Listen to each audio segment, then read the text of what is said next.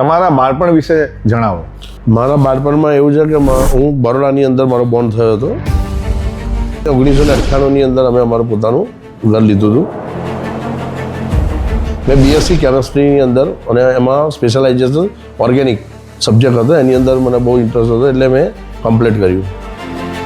મારા father actually private job હતી, semi ગવર્મેન્ટમાં હતા, એટલે અમારા જે સેલરી હતા મારા ફાધરના એ એટલા હતા નહીં. ઓકે. ફેવરિટ સબ્જેક્ટ કયો રહ્યો હતો? મારો ફેવરેટ સબ્જેક્ટની વાત કરીએ તો એક મેથ્સ અને સાયન્સ. તમારી ઓપ્પોની જર્ની કેવી રીતે સ્ટાર્ટ થઈ?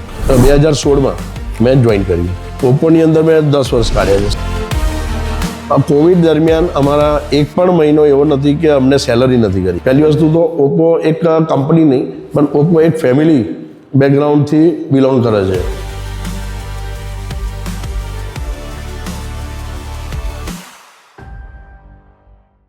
Hello everybody, Oppo make your moment inside સ્ટોરીઝમાં નવા એપિસોડમાં આપનું હાર્દિક સ્વાગત છે. આજે આપણી સાથે એક એવી વ્યક્તિ જોડાઈ રહ્યા છે જે છેલ્લા 10 વર્ષથી ઓપ્પો સાથે સંકળાયેલા છે અને એમની જોબની જર્નીમાં, એમની લાઈફની જર્નીમાં દરેક મોમેન્ટ પર એમને સક્સેસ સ્ટોરી બનાવી છે અને એ સક્સેસ સ્ટોરી આપણી સાથે આજે શેર કરશે મિસ્ટર હાર્દિક પટેલ. હાર્દિકભાઈ કેમ છો? મજામાં સર, બોલીએ. તો હાર્દિકભાઈ, તમારા બાળપણ વિશે જણાવો. મારા બાળપણમાં એવું છે કે હું બરોડાની અંદર મારો બોર્ન થયો હતો. ઓકે. અત્યારે હું મારા ફાધર ફેમિલી સાથે રહું છું અને છેલ્લા નાનપણમાં હતા તો અમે 10 વર્ષ અમે રેન્ટ ઉપર રહ્યા છે. અને એના પછી આપણે 1998ની અંદર અમે અમારું પોતાનું ઘર લીધું હતું. અને મારા ફાધર જે છે એ સ્કૂલમાં ટીચર છે જે 1 થી 7 ધોરણની અંદર ભણાવે છે. તમારા બાળપણમાં તમારું જે પ્રાઇમરી સ્કૂલિંગ છે એ વડોદરાની કઈ સ્કૂલમાં થયું હતું? મારે TR પટેલ કરીને સ્કૂલ છે, સરદાર નગરમાં આવી, નિઝામપુરા એરિયામાં. ઓકે. તો ત્યાં આગળ મારું સ્ટડી મેં કમ્પ્લીટ કર્યું હતું. એના પછી 8, 9 અને 10 મેં પ્રતાપ કરીને સ્કૂલ છે એ છે આપણા સયાજીગંજમાં. અને ધેન આફ્ટર હાયર સેકન્ડરી જે છે એ મેં સાદલા મંદિર સ્કૂલ સલાટવાડામાં કમ્પ્લીટ કર્યું હતું સાયન્સ. ઓકે, એટલે સાયન્સ સ્ટ્રીમમાં કર્યું હતું. તો તમે સાયન્સના સ્ટુડન્ટ રહ્યા છો. સાયન્સના સ્ટુડન્ટ રહ્યા હતા. ત્યાર પછી તમે કોલેજ કરી, તમારું ગ્રેજ્યુએશન કમ્પ્લીટ કર્યું. કોલેજ મેં કરી છે SP યુનિવર્સિટી આણંદમાં આવી છે અને એમાં કોલેજ છે MB પટેલ સાયન્સ કોલેજ. મેં BSc કેમેસ્ટ્રીની અંદર અને એમાં સ્પેશિયલાઇઝેશન ઓર્ગેનિક સબ્જેક્ટ હતો, એની અંદર મને બહુ ઇન્ટરેસ્ટ હતો એટલે મેં કમ્પ્લીટ કર્યું. શું વાત કરો છો? તમે સાયન્સના બેચલર કેવા હોય એવું કહી શકીએ આપણે? શ્યોર કે તો તમારું જે આ જર્ની હતી સ્કૂલિંગ અને ત્યાર પછી secondary, higher secondary, then college, તો એ દરમિયાન તમારા ઘણા મિત્રો પણ રહ્યા હશે.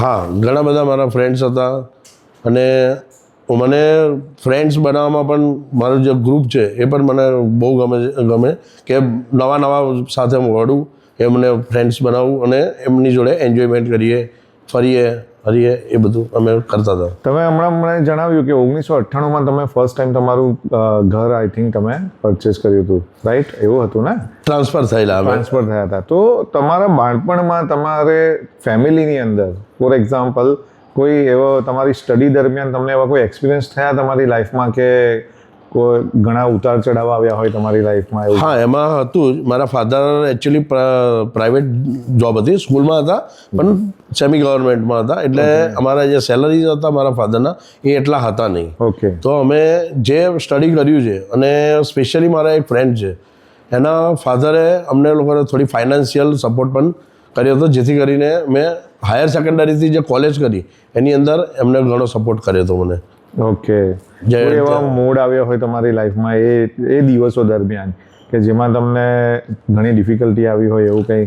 ડિફિકલ્ટીની અંદર એવું છે કે જ્યારે ટ્રાન્સપોર્ટેશન અને જે જવાનું હતું એમાં ઘણી બધી ડિફિકલ્ટી આવી છે અને એમાં મેં ચાલતા પણ કર્યું છે. સાયકલ પહેલાં તો, અત્યારે કાર છે, બાઇક છે, આ બધા વ્હીકલ્સ છે, પણ એ ટાઈમે આવું કાંઈ હતું નહીં. તો અમે 1 થી 7 લાઈક પ્રાઇમરી જે કે એમાં અમે લોકો ચાલતા પણ ગયેલા છે, સાયકલ પણ ગયા છે અને બાઇક પણ કરેલું છે કોલેજમાં. બરાબર. કોલેજમાં આવ્યા પછી જ મારી જોડે બાઇક આવ્યું, એના પહેલાં બહુ સ્ટ્રગલ કર્યું. તો એ તમારી બાળપણની કોઈ યાદો હોય તો તમે?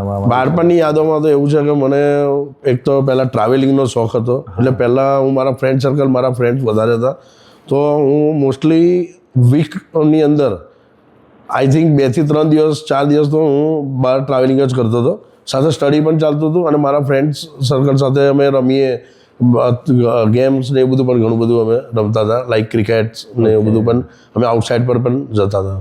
ઓકે, તો તમારી કોઈ ફેવરિટ ગેમ રહી હોય એ ટાઈમ? મારી ફેવરેટ ગેમ છે એક તો પહેલી ક્રિકેટ, અને દેન આફ્ટર તમે જોયું હશે કે આપણે આઉટસાઇડની અંદર લખોટી, ઓકે, જે પહેલાં લખોટી આવતી હતી જે આપણે રમતા હતા, એની અંદર મારા એરિયાની અંદર આઈ થિંક હું રમવા જતો હતો તો મારી સામે જે પણ હતા એ બધા પણ ફ્રેન્ડ્સ બધા એવું કહેતા કે હવે આ આવ્યા છે એટલે હવે આપણું કાંઈ ચાલે નહીં. એમાં તો આપણી ચેલેન્જ હતી, તમે એકા હતા એકા હતા. આમાં તો ચેલેન્જ હતી કે કોઈ આપણને બીટ નહોતું કરી શકતું, હરાવી નથી શકતું. તો આ તમારી બધી બાળપણની યાદો છે. તો તમારા સ્ટડી દરમિયાન તમને એવું કોઈ સ્કૂલમાં એવો કોઈ એક્સપિરિયન્સ થયો કે જેથી તમને કોઈ ડિફિકલ્ટી આવી હોય? ના, સ્કૂલમાં ડિફિકલ્ટી ખાલી એક્ઝામમાં આવતી હતી, ચેલેન્જો ઘણા બધા આવતા હતા, પણ આપણે એને પણ થોડું સ્ટડી કરીને અને એ કરીને પણ આપણે એનું એક જે પર્સન્ટેજ હોય એની ઉપર તો આપણે એચીવ કરી દેતા ફેવરિટ હતા. સબ્જેક્ટ કયો રહ્યો હતો? મારો ફેવરેટ સબ્જેક્ટની વાત કરીએ તો એક મેથ્સ અને સાયન્સ, બે વસ્તુમાં મને બહુ જ ઇન્ટરેસ્ટેડ હતો. બરાબર, એટલે તમે સાયન્સ એટલે મેં સાયન્સ મેથ્સ ઓકે ગ્રુપ લીધું હતું. સો હમણાં તમારી ફેમિલીની અંદર કેટલા સભ્યો છે?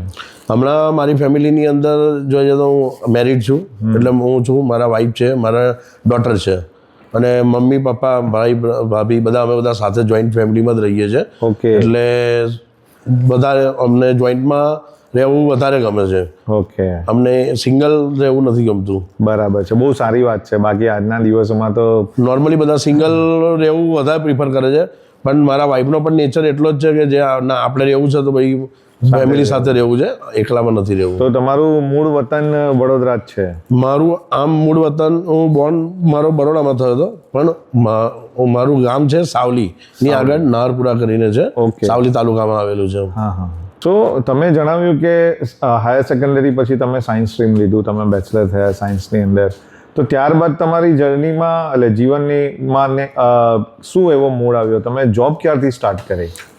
મૂળ એટલે મેં પહેલાં કોલેજ તો સ્ટાર્ટ કરી દીધી, પણ એમાં મારે થોડો એક ચેલેન્જ એવું આવ્યું હતું કે મારે એટીકેટી કોલેજની અંદર જેમાં ફેલ થાવ અને 1-2 સબ્જેક્ટ હતા અને એટીકેટી, તો મારે હવે એટીકેટી આવ્યા હતા. ત્યારથી પછી મેં જોબ પણ ફ્રી હતો એટલે મેં જોબ ફાઇન્ડ આઉટ કરી અને મેં જોબ ચાલુ કરી. એટલે ફર્સ્ટ ઓફ ઓલ આપણા મારા મામા જે છે એમનું એક મિનરલ વોટરની ફેક્ટરી અમને નાખી હતી, તો ત્યાં આગળ પણ એમ્પ્લોયની જરૂર હતી. એકચ્યુઅલી મેં BA કેમેસ્ટ્રી કરેલું છે, તો લેબોરેટરીની અંદર જે પાણીના TDS હોય એ બધા જે ઓવરકમ કરવાના હોય ને એમાં એઝ એ લેબોરેટરીની અંદર લેબ આસિસ્ટન્ટ તરીકે વર્ક કર્યું હતું. કે તમે લેબ આસિસ્ટન્ટ તરીકે હા, એની અંદર પણ મેં 2 વર્ષ કામ કરેલું છે. એટલે લાઈક સ્ટડી સાથે જે વચ્ચેના ડ્યુરેશન હતા એની અંદર સમયનો સારો સદુપયોગ કર્યો હતો? સમયનો પૂરેપૂરો ઉપયોગ કર્યો છે. કોઈ જગ્યાએ આપણે એવું નથી કે ઘરે બેસા છે કે કંઈ બી, આપણને નવું જાણવાની વધારે આપણે ઈચ્છા હોય છે, એટલે આપણે આ બધા કંઈક ને કંઈક એક્ટિવિટી કર્યા જ કરી છે. તો એ જે લેબ આસિસ્ટન્ટની તમે જોબ કરી એમાંથી પછી આગળ વધતા તમારી ઓપ્પોની જર્ની કેવી રીતે સ્ટાર્ટ થઈ? ઓપ્પોની જર્ની એવી રીતે સ્ટાર્ટ થઈ કે મેં ફર્સ્ટ ઓફ ઓલ 2004માં મેં નોકિયા એઝ એ પ્રમોટર મેં જોઈન કર્યું હતું 2004ની અંદર.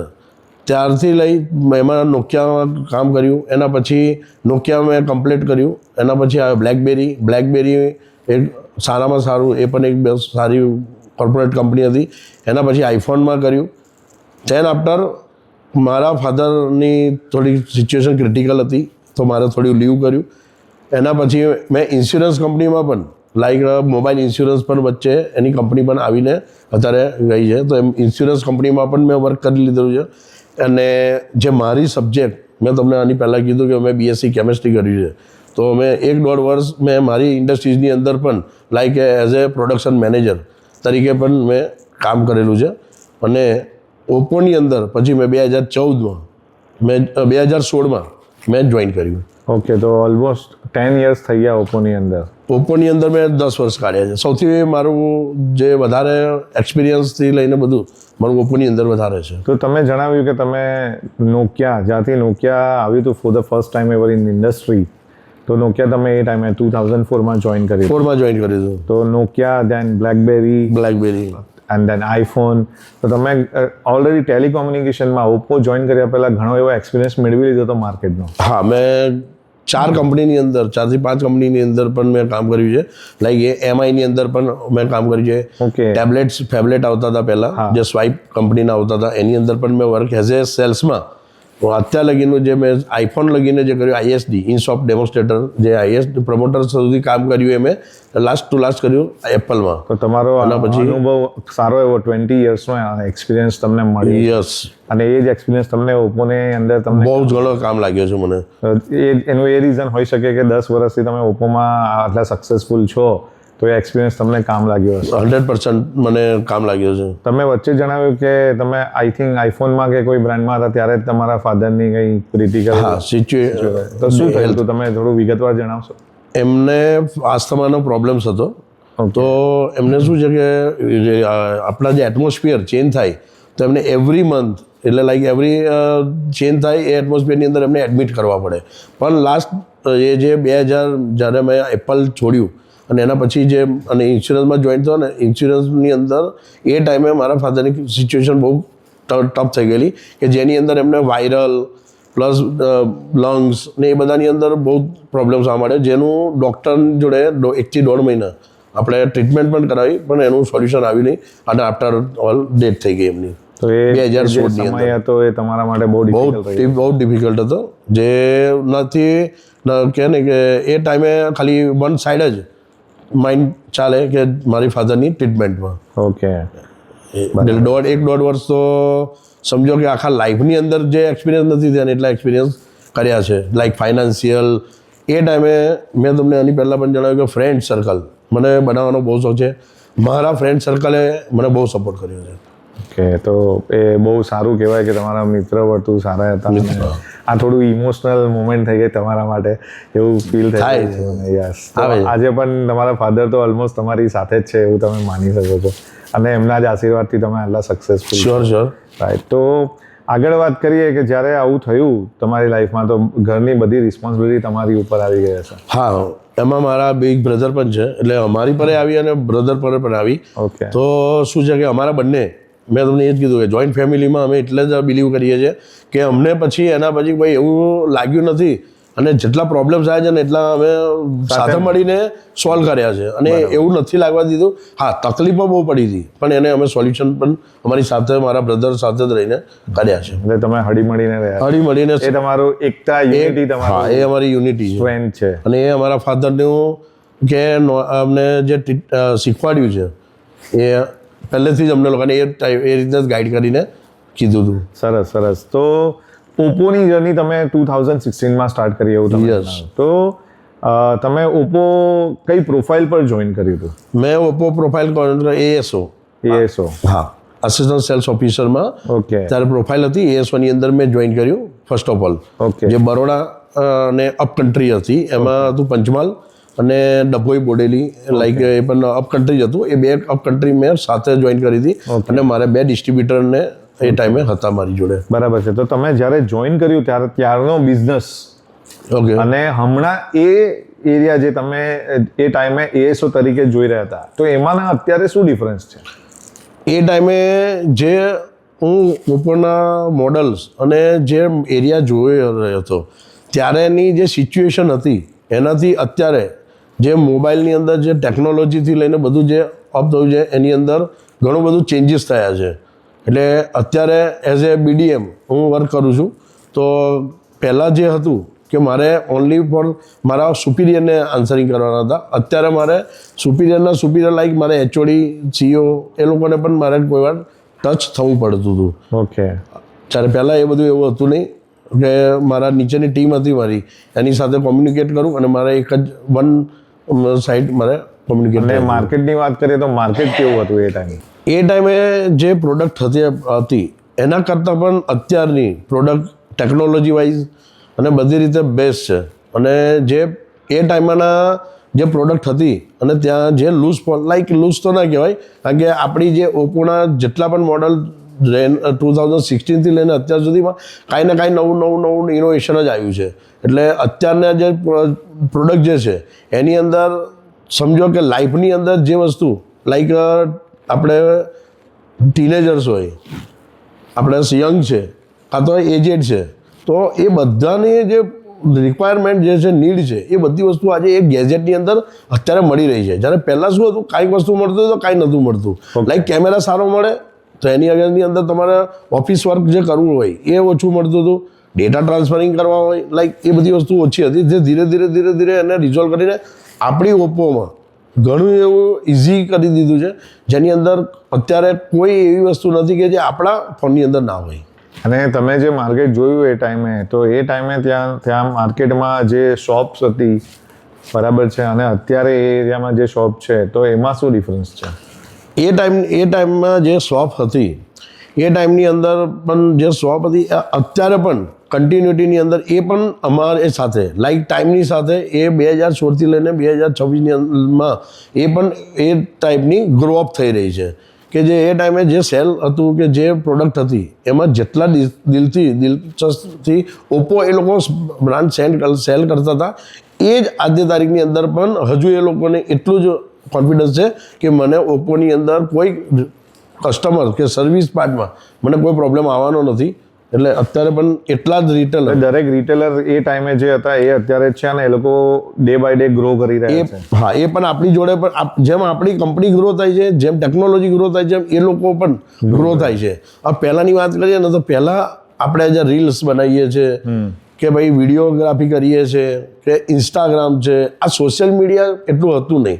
બટ એ ટાઈમે અમે લોકો શું કરતા હતા કે 1 to 1 માર્કેટની અંદર જઈ અને આપણા જે ફ્લેગ્સ આવે છે, ટેંગલર્સ હોય છે, એટલે જે માર્કેટિંગ મટીરિયલને આપણે એ રીતે ડિસ્પ્લે કરતા હતા કે જે આઈ કોન્ટેક્ટની અંદર કસ્ટમરને આવે અને આપણે એને એપ્રોચ કરતા હતા. જ્યારે અત્યારે આખું સોશિયલ મીડિયા એટલું બધું થઈ ગયું છે, જેથી કરીને અત્યારે આપણે સોશિયલ મીડિયાને વધારે પ્રમોટ કરીએ છીએ. સાથે જે પહેલાંના રિટેલર હતા એ પણ આ બધું નહોતા કરતા.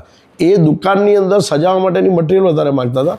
હવે માગે તો છે, પણ એના કરતાં એ લોકો પણ આપણી જોડે રીલ્સ જે આપણે એ લોકોને શીખવાડી, અમે પણ એટલું શીખ્યા કે કઈ રીતે બનાવાય, શું બનાવાય.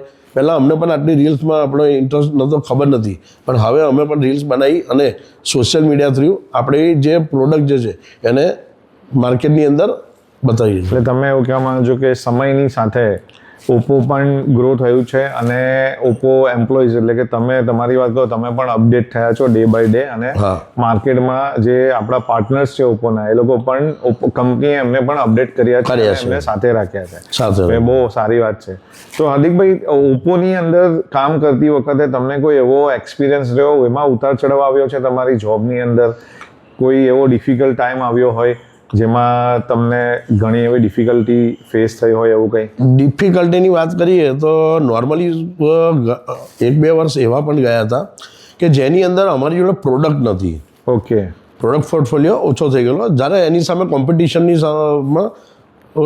નંબર ઓફ SKUs અને પ્રોડક્ટ મોડલ્સ કે એ વધારે થઈ ગયેલા.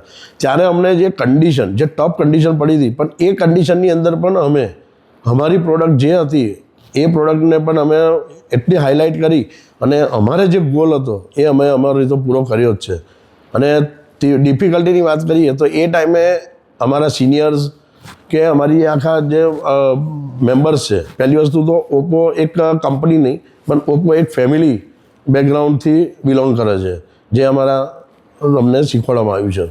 તો અમે એ પ્રોડક્ટને એવા ટોપ ટાઈમની અંદર પણ અમે એને ઉપર જ રાખી છે, ચાહે કોઈ બી કન્ડિશનમાં આવે, પણ અમે એની માટે બ્રાન્ડ ફર્સ્ટ એવી રીતે બ્રાન્ડ ફર્સ્ટ કરીને અમે એને ચલાવી છે. ઓપ્પોમાં જોબ દરમિયાન વચ્ચે 2020ની વાત કરીએ આપણે, તો કોવિડનો સમય આવ્યો હતો, તો એ ટાઈમે એટલે કેવું રહ્યું હતું તમારે? સર, એ ટાઈમે કોવિડ ટાઈમે તો બહુ જ ડિફિકલ્ટી પડી હતી, અને મને નહીં, બધાને જ પડી હતી. પણ અમે જે ઓપ્પો, આપણે ગુજરાતની અંદર હું કામ કરી રહ્યો છું, તો ઓપ્પોએ ફેમિલીની પણ એટલી હેલ્પ કરી છે. કોવિડ દરમિયાન અમારા એક પણ મહિનો એવો નથી કે અમને સેલરી નથી કરી, કંપનીનું અર્નિંગ નહોતું, છતાં પણ ઓપ્પોએ એમ્પ્લોયી માટે કોઈ તકલીફ આવવા દીધી નથી. જે રેગ્યુલર મંથની અંદર અમારી સેલરી, ઇન્સેન્ટિવ કે જે બી છે એ એટલું જ દિલ અને લગાવીને જ આપ્યા છે, કે કોઈની સેલરી નથી કાપી કે કોઈને તકલીફ નથી આવવા દીધી. તો બહુ સારી વાત કહેવાય. તો એ તમારો વિશ્વાસ હજુ વધારે વધી ગયો હશે બ્રાન્ડ? 100%.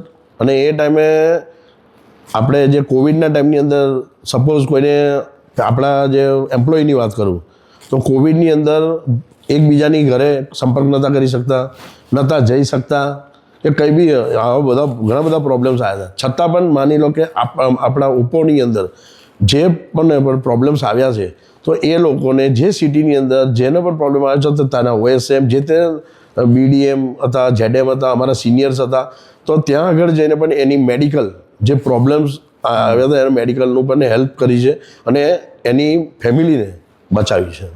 કે સારી વાત છે. હા, વેરી ગુડ. સો બીજી પણ ઘણી બધી હેલ્પ મળી હશે એ ટાઈમે.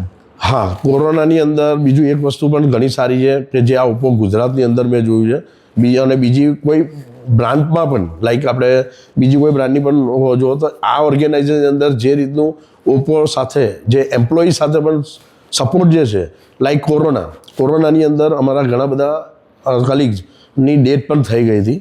તો એ લોકોને આજની તારીખની અંદર સપોઝ માની લો કે એ BDM લેવલ છે, OSM લેવલ છે, ZM લેવલ છે, તો એમના લેવલ પ્રમાણે એમને જે ઇન્વેસ્ટમેન્ટ કર્યું હોય, લાઈક કોઈ ઘર લીધું છે તો એમના EMIs ચાલુ હોય, એમની સેલરી પણ ઘણી હાઈ હોય, તો એમનું ફેમિલીને ડિસ્ટર્બ ના થાય, તો પણ આપણી કંપનીએ એ એમ્પ્લોયી જે ડેથ થઈ ગયા છે એ એમ્પ્લોયી માટે પણ એમની ઘરે આજની તારીખની અંદર પણ એમને સેલરી પ્લસ એમને જે ઘર લીધું છે કે કાંઈ બી ઇન્વેસ્ટમેન્ટ કર્યું છે તો એના EMIs હશે, એ પણ આપણી કંપનીએ ફૂલફિલ કર્યા છે.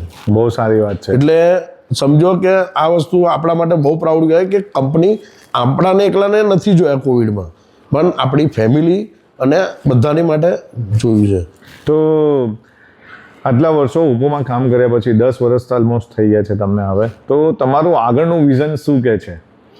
10 વર્ષ કામ કર્યા પછી વિઝન તો એ જ કહે છે કે અત્યારે પણ જે ટફ ટાઈમ કે જે ચાલી રહ્યો છે, અત્યારે પ્રાઇસ અપ થઈ રહી છે, એની સામે આપણે અત્યારે ઘણી બધી પ્રોબ્લેમ્સ ફેસ કરી રહ્યા છે, પણ એ પ્રોબ્લેમને પણ આપણે એને જે પહેલાં કરતા હતા એ જ રીતે એ જ લગનથી અને એ જ ધ્યેય રાખીને એ જ ગોલ પૂરો કરવાનો 110% આપણે ટ્રાય કરીશું. એને આપણે નીચે નહીં જવા દઈએ. જેટલું થશે અને એનાથી બેસ્ટ થશે એટલું આપણે કરીશું ઓપ્પો માટે, કારણ કે ઓપ્પોએ આપણને બહુ ઘણું સારું આપ્યું છે. કે તો એ તો તમે તમારા તરફથી કરશો જ, પણ તમે ઓપ્પોનું ફ્યુચર કેવી રીતે જોઈ રહ્યા છો આગલા 5 વર્ષની અંદર?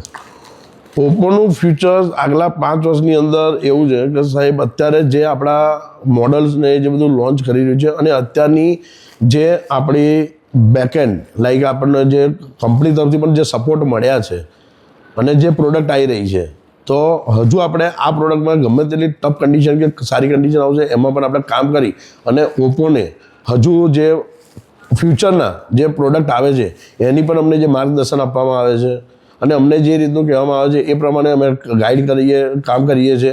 અમને એવરીડે નવો સૂરજ ઉગે છે એ પ્રમાણે અમને નવું વસ્તુ પણ લક્ષ્ય આવે છે, નવું અમને પૂરું ન્યૂ લાઈફ કરીને આપણે એક વાત કરીએ તો અમે એ વસ્તુ પણ પૂરું કરવા માટે તૈયારી રાખીએ જ છે. ગ્રેટ. બહુ અને કલ્ચર બહુ સારું, કલ્ચર તો ધી બેસ્ટ છે. અને બીજી એક વસ્તુની વાત કરીએ કે આજે અમારા એમ્પ્લોયી જે છે, તો પહેલાં માટે શું કે ક્લબ જે આપણે રિટેલરોના ક્લબ હતા, એવા અત્યારે એક નવું ઇનોવેશન કરીને આપણે OEC જે આપણા ગ્રાઉન્ડ લેવલ પર ઊભા છે અને જે પૂરો રાત દિવસ કામ કરે છે, એ લોકો માટે પણ એક ક્લબની ફેસિલિટીઝ કરી છે અને ક્લબની અંદર પણ ઘણા બધા બેનિફિટ છે. લાઈક એ લોકોને મંથલી કોલ જે લાઈક મોબાઈલ વાપરતા હોય એનું બિલ્સ હોય કે કંઈ બી હોય તો એ પ્રોવાઈડ થાય છે.